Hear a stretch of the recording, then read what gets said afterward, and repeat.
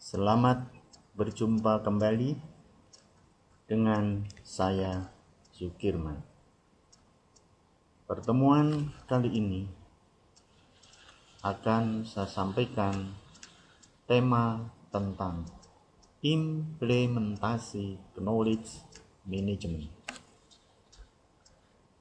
Selamat jumpa, salam bahagia, salam sehat, dan salam sejahtera. Saudara-saudara sekalian, bahwa di dalam pengelolaan suatu usaha dibutuhkan knowledge management. Seperti pada pertemuan sebelum ini sudah saya sampaikan secara rinci tentang knowledge management. Pada kesempatan ini kita coba untuk mengimplementasikan dari knowledge management tersebut. Ditinjau berdasarkan latar belakang masalah, memang saat ini persaingan global itu semakin ketat. Dan permasalahannya adalah menyulitkan perusahaan atau organisasi di dalam meraih keunggulan material yang signifikan terhadap persaingan. Pada posisi ini menunjukkan bahwa seakan-akan perusahaan itu banyak sekali mengalami persaingan. Akibat semakin banyaknya persaingan, maka perusahaan sulit untuk bisa menciptakan keunggulan kompetitif, khususnya material. Yang kedua, hampir tidak ada keuntungan substansial yang dapat diperoleh dari penurunan biaya, margin, overhead, dan tenaga kerja e-bisnis. Ini adalah implementasi dari ERP. 3. Pelanggan meminta dengan persyaratan yang longgar, jangka waktu pembayaran yang lebih panjang, dukungan purna jual, dan kualitas Six Sigma. Diskon harga terjadi di mana-mana. Keempat, untuk mengalahkan pesaing, manajemen harus lebih pintar, lebih lihai, mengumpulkan informasi tambahan. Informasi ada di mana-mana dan melimpah dari ledakan informasi di internet. Implementasi manajemen pengetahuan kalau dipandang dari beberapa aspek atau dimensi, di antaranya adalah sebagai berikut. Yang pertama adalah dimensi konseptual, kedua dimensi perubahan, ketiga dimensi aspek pengukuran, keempat aspek struktur organisasi, kelima isi pengetahuan, dan keenam dimensi alat. Ini adalah aspek atau dimensi dari implementasi knowledge management. Kita lihat dari konseptual dimensi. Sasaran utama adalah di dalam dimensi konseptual agar organisasi mampu mengembangkan suatu konstruksi yang terintegrasi yang dapat digunakan untuk mendiskusikan pengetahuan di dalam organisasi. Secara konseptual maupun teoritis, manajemen pengetahuan memerlukan pendekatan yang multidimensional dan secara teoritis agak sophisticated. Nah, artinya pada konsep maupun teori di sini knowledge management dibutuhkan pendekatan multidimensi. Makanya perusahaan-perusahaan itu harus lebih mementingkan kepada pendekatan tersebut.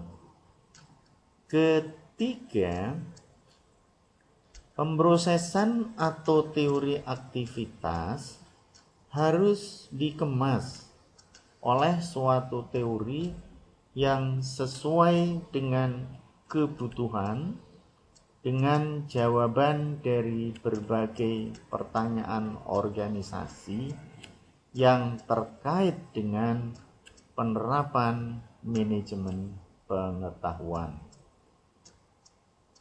Jadi, teori aktivitas di sini harus bisa dikelola, disesuaikan dengan kebutuhan dari pertanyaan-pertanyaan organisasi. Jadi di situ kita membutuhkan apa, maka jawaban-jawaban disitulah yang kita jadikan pemrosesan dengan menerapkan knowledge management. Dimensi perubahan. Sebelum pengetahuan baru mengubah struktur pengetahuan dan sistem aktivitas di dalam organisasi, terlebih dahulu harus banyak informasi yang harus diakses, dipahami, dan dapat diterima. Pada poin ini, setiap kali tindakan harus bisa mengubah, karena di sini tindakan yang baru ya, dari struktur pengetahuan dan sistem aktivitasnya pada organisasi tersebut. Nah, ini nanti yang membutuhkan banyak sekali informasi-informasi yang harus diakses dan harus dipahami dan nantinya bisa diterima oleh anggota perusahaan. Kedua, kerangka kerja manajemen pengetahuan ditunjukkan untuk mengubah organisasi sehingga dibutuhkan pula konsep mengenai manajemen perubahan. Ketiga, aspek utama manajemen perubahan adalah perpindahan dari bentuk aktivitas lama kepada bentuk aktivitas yang baru. Jelas karena di sini merupakan manajemen perubahan, pasti yang dibutuhkan adalah perubahan dari bentuk aktivitas itu, dari aktivitas lama ke aktivitas baru.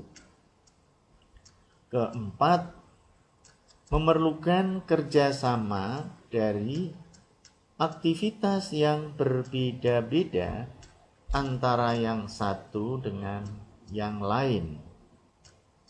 Dan kelima, dalam berbagai kasus aktivitas baru dipandu untuk membatasi dan mengisolasi percobaan dari kapan tindakan dapat dilaksanakan lebih luas di dalam organisasi. Ini adalah penjelasan dari dimensi perubahan. Sekarang kita tinjau dari aspek pengukuran.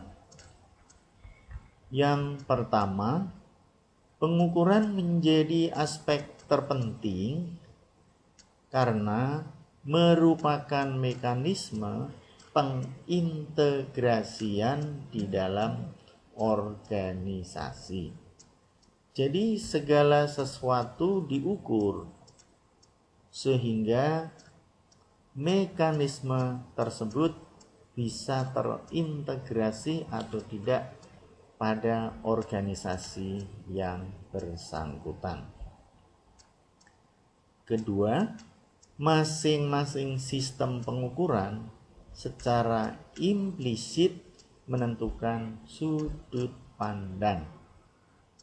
Dan yang ketiga, desain pengukuran merupakan yang paling fundamental dari sasaran organisasi.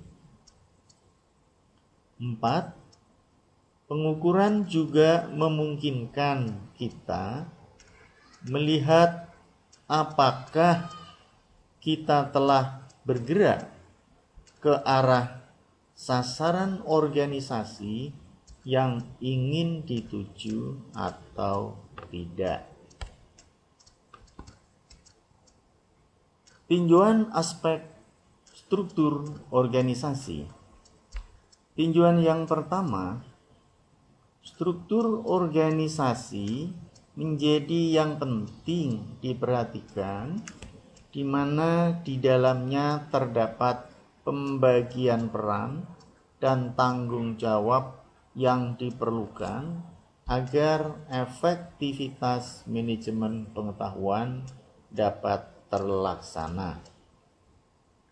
Yang kedua, peran-peran pemilik pengetahuan, penyebar pengetahuan, pencari pengetahuan, dan koordinator komunitas. Peran-peran ini ada di dalam organisasi, namun seringkali tidak terlembaga dan tidak didukung. Kenapa terjadi? Karena disebabkan orang-orang di dalam organisasi melihatnya sebagai bentuk pekerjaan yang tidak nyata sehingga tidak dipromosikan dan tidak dikelola. Ini adalah aspek dari struktur organisasi. Isi dari pengetahuan yang pertama, bila kita memandang pengetahuan sebagai produk, pengetahuan dapat diklasifikasi dan dikategorisasi dalam berbagai cara. Untuk mengelola produk dari proses pengetahuan, ini memerlukan pengetahuan yang cocok dan saling mendukung. Isi dari pengetahuan tersebut juga harus terkait dengan keterampilan karyawan. Untuk mengelola isi, pengetahuan dapat dikembangkan direktori keahlian, sistem pengelolaan keterampilan, peta pengetahuan, atau model-model isi pengetahuan. Dan yang ketiga, isu-isu seperti versi dan ketersediaan dokumen, kualitas dan siklus hidup dokumen memerlukan kesadaran yang diwujudkan dalam berbagai bentuk usaha dan informasi yang tersedia. Dimensi alat. Dimensi ini terkait erat dengan ketersediaan sarana untuk memperoleh pengetahuan. Kedua, bagaimana metode mengelola pengetahuan, representasi pengetahuan yang akan dikelola, serta infrastruktur yang dibutuhkan untuk menunjang pengelolaan pengetahuan secara efektif dan efisien. 3. Berbagai macam infrastruktur yang sering kali dipergunakan dalam mendukung proses pengetahuan organisasi serta manajemen pengetahuan, antara lain adalah teknologi informasi dan komunikasi. Keempat, teknologi informasi yang dapat diadopsi merupakan bentuk kolaborasi berbagai alat, di antaranya adalah sistem pengelolaan pengetahuan, sistem pendukung memori organisasi, sistem pendukung inovasi, alat untuk menemukan informasi, dan alat untuk menemukan data. Ditinjau dari hubungan antara strategi bisnis dan knowledge, kita lihat di sini pengetahuan yang dimiliki perusahaan. Nah, kemudian kita lihat pengetahuan yang harus dimiliki perusahaan. Jadi kalau perusahaan sudah mempunyai pengetahuan dasar, tapi ada apa yang harus dimiliki, maka terjadilah kesenjangan. Artinya kesenjangan pengetahuan ini menunjukkan bahwa tidak semuanya itu sudah dipenuhi. Kemudian, apa yang dapat dilakukan perusahaan baik dari sisi kekuatan maupun kelemahannya. Nah, di sini muncul hubungan antara perusahaan dan strategi. Kalau sudah terjadi seperti itu, maka keterkaitannya adalah dengan sumber daya lain yang dimiliki perusahaan. Nah, kalau kita lihat apa yang harus dilakukan perusahaan dalam strategi usaha, mestinya kita juga akan melihat bagaimana strategi dan pengetahuan yang harus dimiliki sehingga mampu menciptakan pengetahuan yang harus dimiliki perusahaan.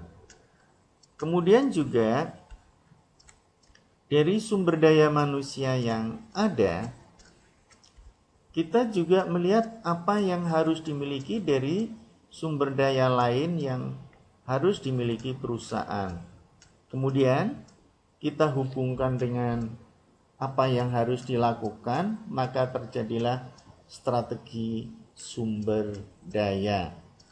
Sedangkan kesenjangan sumber daya yang lain terjadi antara sumber daya lain yang harus dimiliki terhadap sumber daya lain yang kita punya, sehingga ada kesenjangan. Sedangkan untuk kesenjangan strategik itu ada pada apa yang dilakukan perusahaan, baik kekuatan maupun kelemahan, dan apa yang harus dilakukan perusahaan dalam strategi usaha. Nah, ini adalah hubungan dari strategi bisnis dengan pengetahuan yang harus dimiliki oleh perusahaan.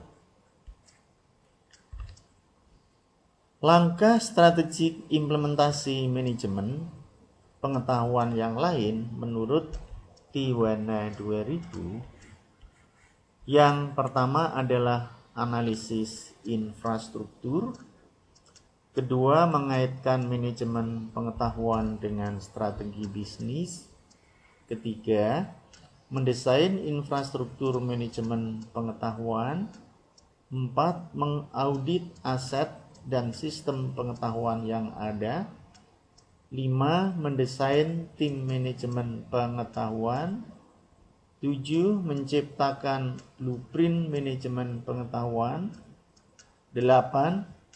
Pengembangan sistem manajemen pengetahuan, 9. Prototipe dan uji coba, 10. Perubahan kultur dan struktur pengetahuan, 11.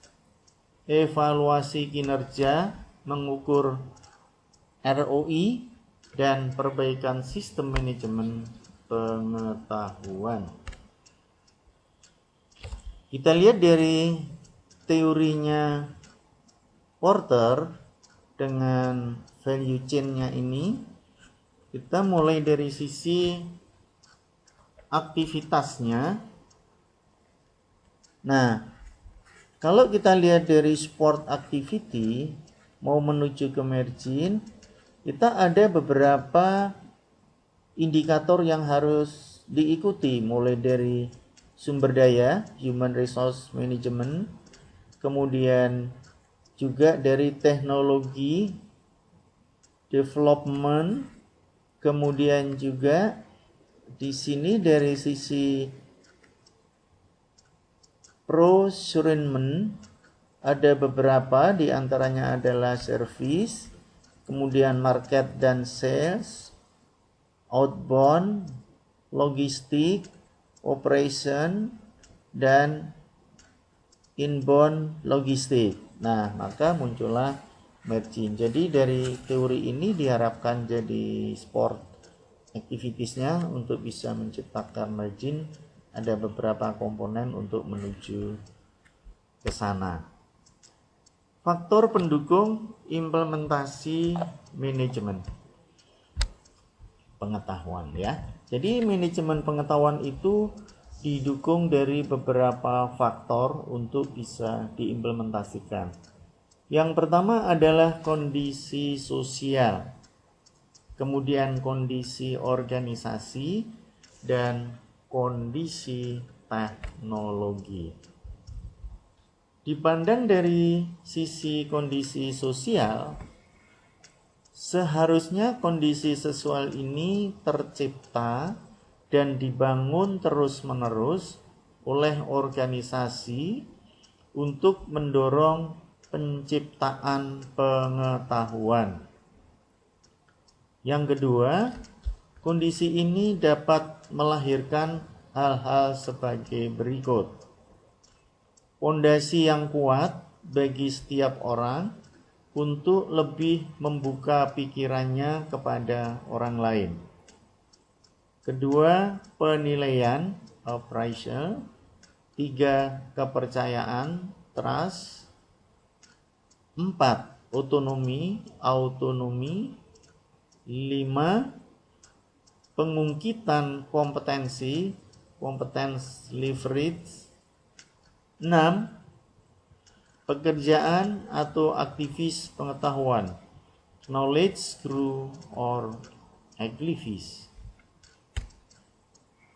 Kondisi organisasi dalam konteks manajemen pengetahuan organisasi, pembelajar terkait dengan proses penciptaan pengetahuan dalam konteks sosialisasi, dan internalisasi, yaitu seperti berikut ini.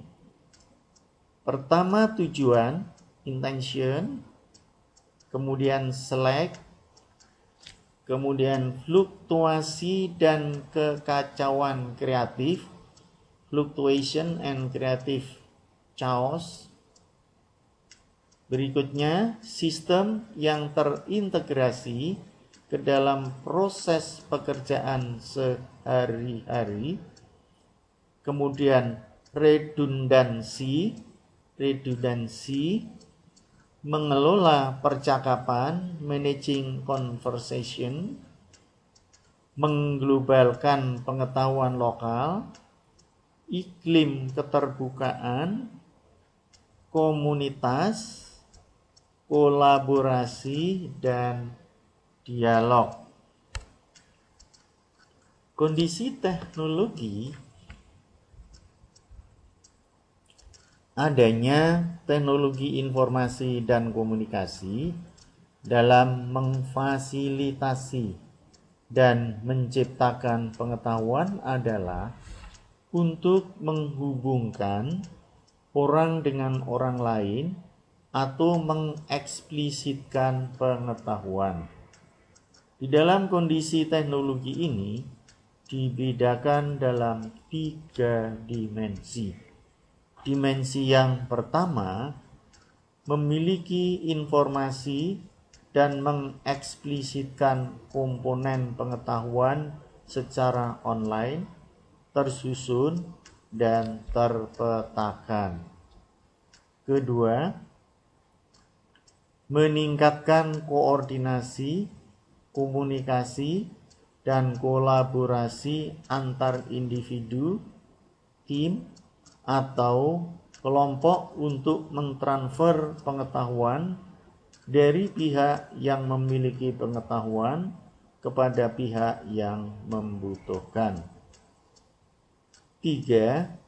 Menawarkan satu bentuk petunjuk kepada pihak lain mengenai keahlian tertentu atau merupakan satu dokumen yang menjelaskan pengetahuan.